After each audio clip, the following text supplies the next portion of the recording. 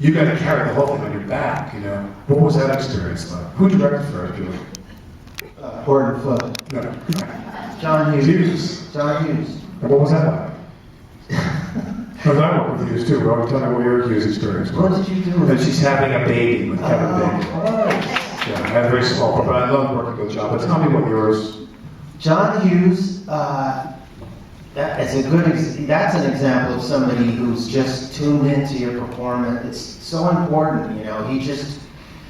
He knew what to use of me in that part, you know. He knew how to get it out of me and how to edit it, and he was he was hilariously funny and quiet, and sometimes could be very quiet, like you think, does John hate me? And people would say, I don't think so. And then 2 weeks later he'd say, I don't hate you, I was a little mad about something that had happened, but I'm not anymore. But also we ended up extremely easy to work with. He was the most easy person for me to work with by the end of that. Not that it wasn't a little difficult getting there, but by the end I felt like I could get an idea, and I didn't even have to finish explaining the idea, and He was very open. he'd say, oh yeah, okay, I know what you mean. He's the only person I ever worked with who had cue cards while we were shooting. And I was doing a scene where I was talking to someone, and I was with my girlfriend, and we were supposed to be horrifying Kevin Bacon and Elizabeth McGovern with our debauched lifestyle. And the girlfriend, she said to me, so where are you guys coming from recently? And John would write notes, little shorthand notes on cue cards while the cameras are on. Oh my God. So she's like, what cities have you been to? Which ones do you like? And John would write, Berlin, lesbians. And he'd hold it up to the girl. And the girl would go, well, you know, Berlin is so full of lesbians. That's not my scene. I mean, John's the only one. It was amazing. It was amazing. He would write while you were shooting all the time, and it was a wonderful, ultimately, experience. You know, Neil Simon's a little bit like that too. He would just be watching quietly, and then he'd see the door open, and then they'd say, take a break, and he'd come back and say, I don't like that scene here. And he'd give us a new scene on a yellow legal pad. And we'd huddle around, and like there's a scene when Eugene loses his virginity in Biloxi Blues, which is a really funny scene. And it was written during rehearsal, while we were rehearsing a very somber version of that scene. He wandered off and came back, and it was kind of the funniest scene in the play, usually. Well, a film I wanted to screen, and you thought I was kidding when I emailed you. I was emailing him saying, you know, which film we're going to show. But I want to talk about Payne in this film. But I wanted to show Road to Wellville, when you kind of cringed when I said that. And what was that experience like? What was Parker like? Alan Parker. Alan Parker he's a wonderful director. There's an example of the best intentions that I don't think I'm alone in saying didn't quite work out. How so? Why do you think? I don't know why. That was a T.C. Boyle novel. T.C. Boyle. I love that book. I was so thrilled to be cast. Alan Parker, the very best design people, wonderful cast, and the movie is just silly, and I don't want to put the movie down, but it's just not as good as the book. I thought it would be. No, that's me. That's my opinion, and with the greatest intentions on everybody's part, honestly. And what about Payne? Had you known Payne? Because this is one of Payne's earliest films, correct? Yeah. I think this one is right after the Laura Dern one. Citizen Ruth. Citizen Ruth. How many people here have seen Citizen Ruth? Give yourselves a big treat and get that. I think Payne's a great filmmaker. Download it on the smallest phone you can find. What was that experience like working with Payne? Alexander Payne is just the best. It was so lucky. Where did you shoot this? We shot it in Omaha, Nebraska, which is where where he flowers. And I I read that script, and the part was not mine when I read it, and I was like, oh, this is so good, and I'll never be in it, and isn't life a shame? And then somebody else didn't work out, or something happened, and suddenly I met Alexander, and he's quiet in the way John Hughes was a little bit. And he's just extremely funny. And Jim Taylor, who writes with him usually, who's still a very good friend of mine, I love that movie, and I really adore that script. I got to know Tom Prada, that's the novelist, right? Yeah, the novelist. He came a few times too, and it just was one of those. I just liked everything about it. That was a very easy film to make, and that's one of the times when it came out the way I thought it would come out. I hope it would come out. Now, another movie that I always find when you make a film like this, and it took how many days? What was it, 8 weeks? Something like 40 days. Yeah. So you make a film, it's 8 weeks, it's 40 days. They have a budget of whatever it is. Who knows? Under 10, I would imagine.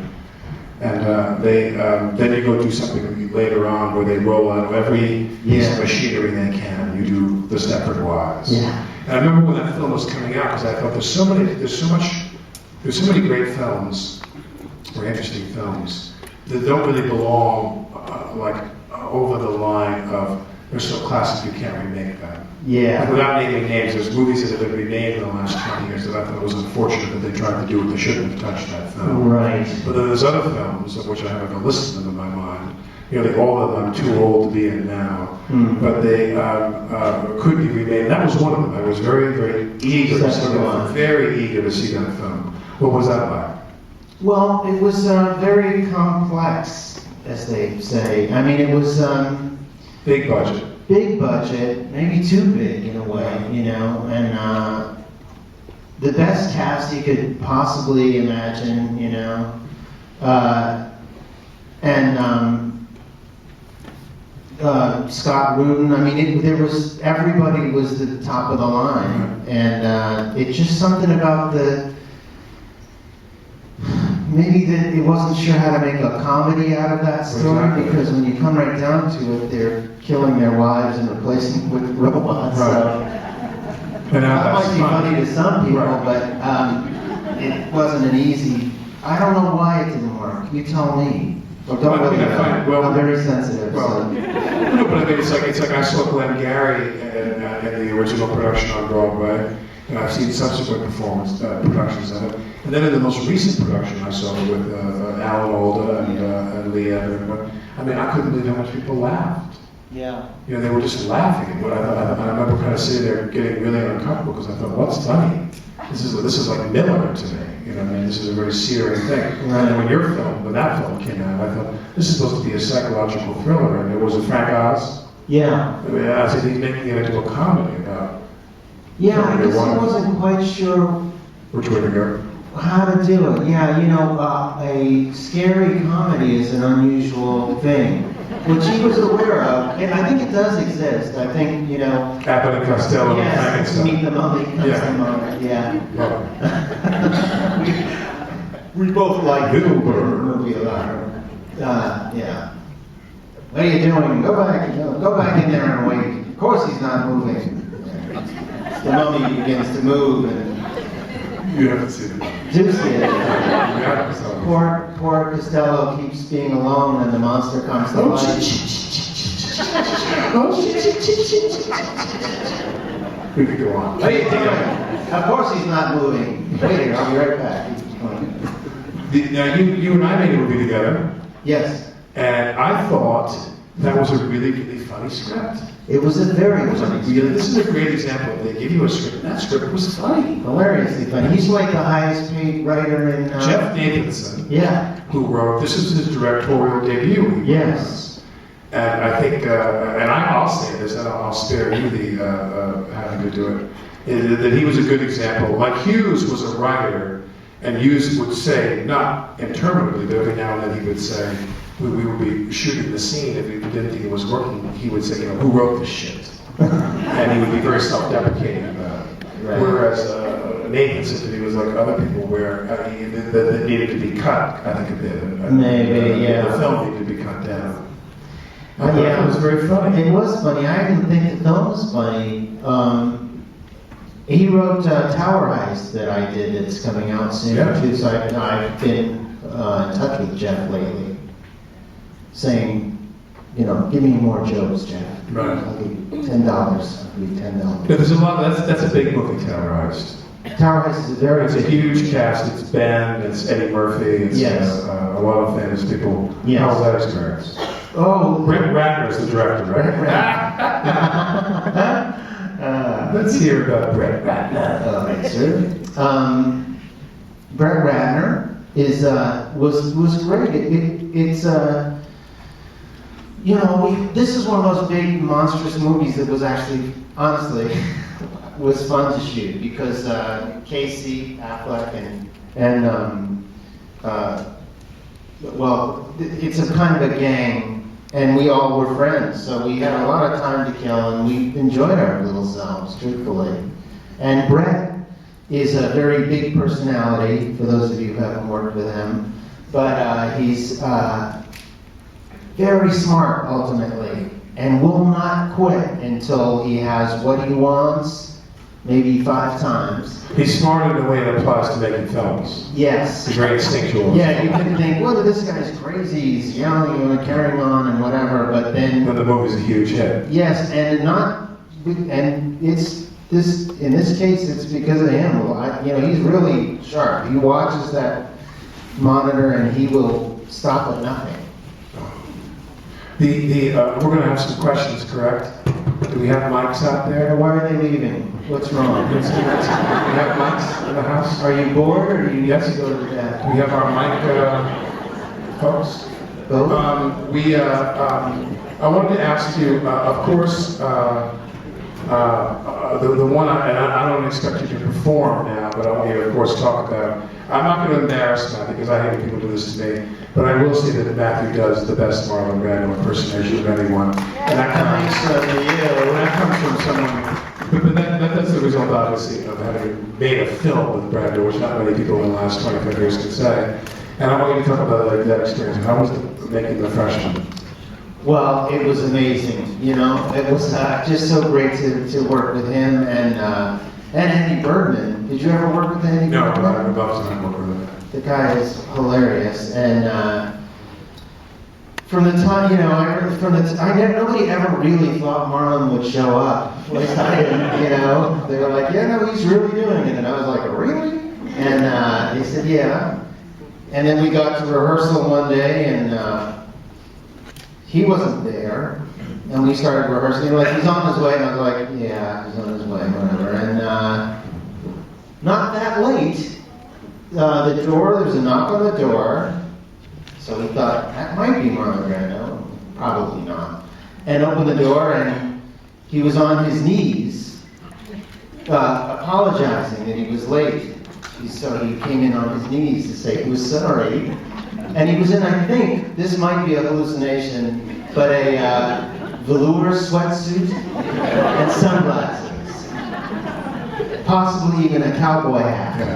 Very Vegas. I was like, wow, that is freaking Marlon Brando. And he came in. That was the first time you ever laid eyes? First time I ever laid eyes on him, and it was a little like when Ralph Cramden meets the mayor. You know? I couldn't speak. You know. Really? A weird smile. What's the process of working with him like? Well, you know, he sat down and read the script. I mean, he was an actor, which was a surprise. Yeah. I thought he would just float in and something happened, right? But he sits with the script and read, and he'd say, I don't want to say that. And I'd say, then don't say that, Mom. And he would change a couple of little things. And every now and then he was not in the best mood. And he would be careful around him. But mostly he was very cheerful and an absolute thrill to act with. And I wish you had had that chance, because I know that would be right up your alley. I was going to do a TV movie with him. I was going to do, many years ago, I was going to do a Cat in the Hot Tin Roof for CBS and have him play Big Daddy, and they wouldn't insure him. And the only time I met him was I went to his home to talk to him about, to try to talk him into doing it. And I went to his house and I had lunch with him for this really long period of time. And what did he say? He was very kind, and he was very sweet, and he knows. I mean, I sat down, and the one thing I will say is he said, he goes, we're like two dogs, you and I, sniffing each other. I'm sniffing you, and you're sniffing me. And I said, why don't you just say whatever it is you want to say, and I'll say whatever it is I want to say, and it'll be all right. And I yeah, great, fantastic. Because I think he was used to everybody being so in awe of him and creating a very artificial environment for him. Yeah, he once said to Bruno or to me, and he said, I haven't had an honest moment with another person in 40 years.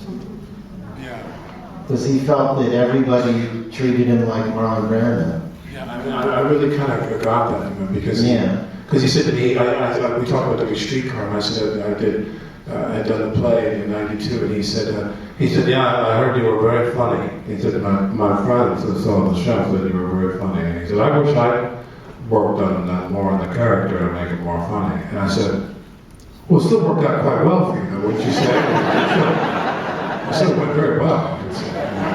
He was so generous that way. I had one of those with him. I said, do you see dailies, Marlon? And he said, I don't like to watch myself on film. One time I saw some footage and I was not happy with it and it upset the director. So I choose not to go from now on. And I said, well, which film did you go to that you didn't like? And he said, On the Waterfront. I said, oh, well, you should give yourself another chance, because you did a lot of good ones, and even that one was pretty good. Get back into the ending. Yeah, don't give up because of that. Let's take some questions from folks. Who do we got? Who do we have? Do you have someone there? Is the mic working? There were two roles that really stood out in my mind. Was one that Gene Wilder did, the other one Bob Ross did, which you blew out. I mean, it was phenomenal. But how do you approach something like that where there's already a roadmap? Do you use your own self, or do you use them as a roadmap for the role, which was how to succeed and right. Well, I hopefully use my own, but I have to. You have to admit when something has been done before, and you've seen it. Particularly Gene Wilder, I love that original film so much, and Gene Wilder I always loved, and it's always a problem for me not to imitate Gene Wilder in anything I do in a way. So I don't know how you just, as you do it more, the director kept saying, well, you do it more, it'll get more of your own, because you'll keep thinking of things for yourself, which is somewhat true. And the Robert Morse one, he's the iconic. He was so perfect in that part. There was nothing to do about it. I mean, and at first I tried not to watch it for a long time, and we started previews in La Jolla, and I remember I went to the Blockbuster, and I was like, I want a copy of Concert Season Business. And I put it in my bag, and never looked back. I studied the tape and did exactly what he did whenever I could. So I wish I had a good answer for it. It's a very good question, because it's a challenge when you really know somebody else, with the performance. Wait a minute, this is good for you. This is good for you.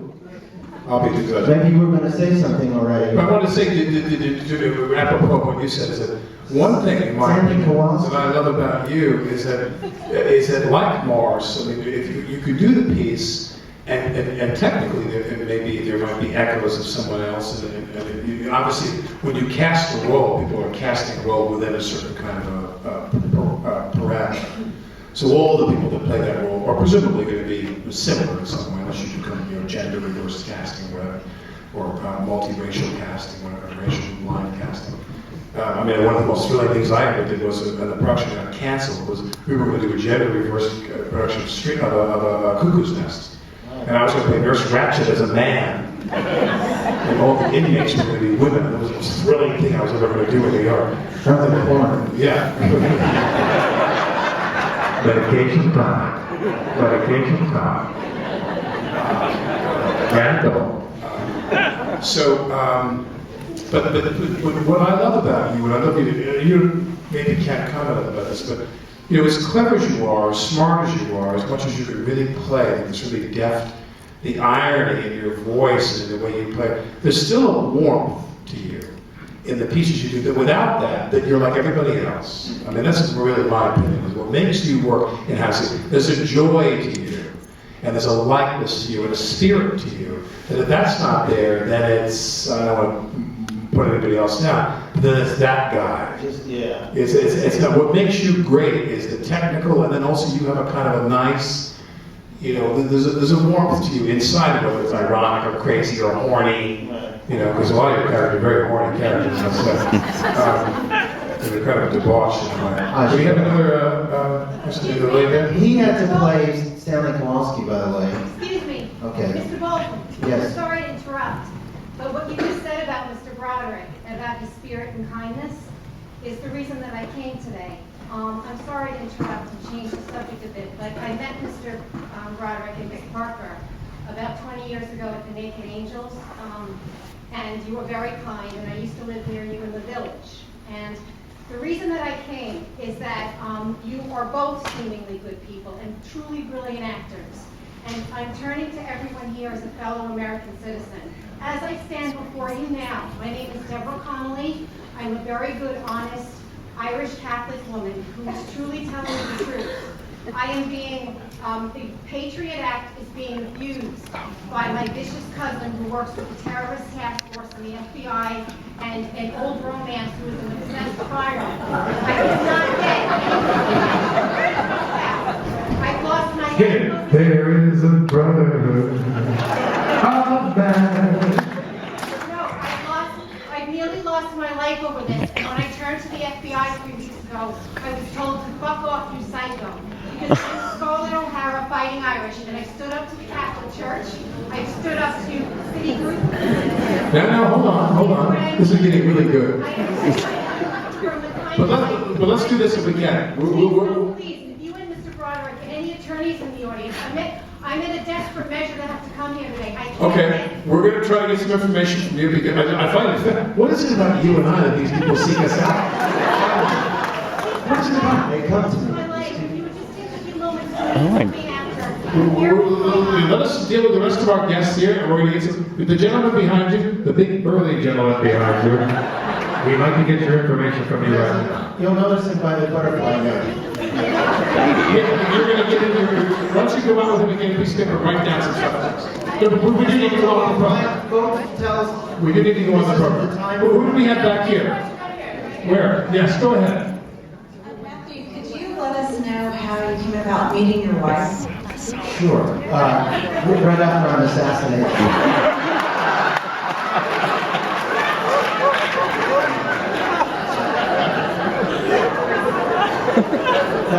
Does this happen to you everywhere you go? No, not to make light of it. Where did you meet your wife, Matthew? My wife, she stood up in the middle of a kind of town hall meeting.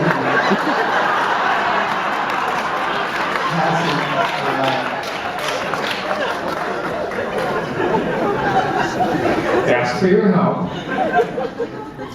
I don't remember now. I met her because I worked with her brother. I worked with both of her brothers at Naked Angels, and she would come around to rehearsal, and I met her that way. And then she also worked with people I had worked with. Okay, what? So then what happened? Then we got married. Then we, what happened? So we fell in love. Oh, she's cute. Dated. She's very cute, and was there more to the question? How did we meet? Is that what the question is? Yeah, we met because I worked with her brother. How long did you date her before you married her? Not too long. Long time. 5 years. I know. Well, we lived together though. You lived together. Yeah. Well, she's an actress, so you gotta We were tread carefully. Yes. Those actresses, you gotta watch. We spent a lot They're the greatest female impersonators in the world. That's like what Pete's like. Who's next? Matthew, what would you think if Ferris Bueller's Day Off was made into a Broadway musical? Good. Yes, sure. Do I get any of that, or how does that work? That seems like a good idea, I think. I think that's a great idea. Yeah. Do you do that sort of thing? If you get her number, we want your number. Who else have we got? Well, so we have two more quick ones, because we're running out of time to get to the program. So is that right, Sebastian?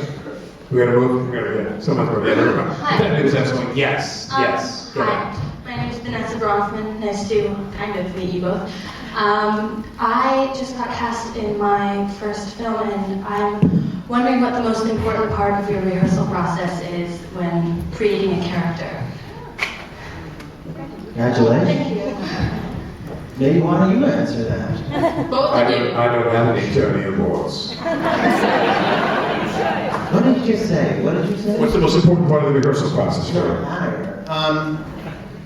It depends on the. You have to, if it's your first time, you have to sort of take the temperature of the room, I think, and ask any questions that you have, and get there early. Bring a little coffee for the director. These are the tricks of the trade.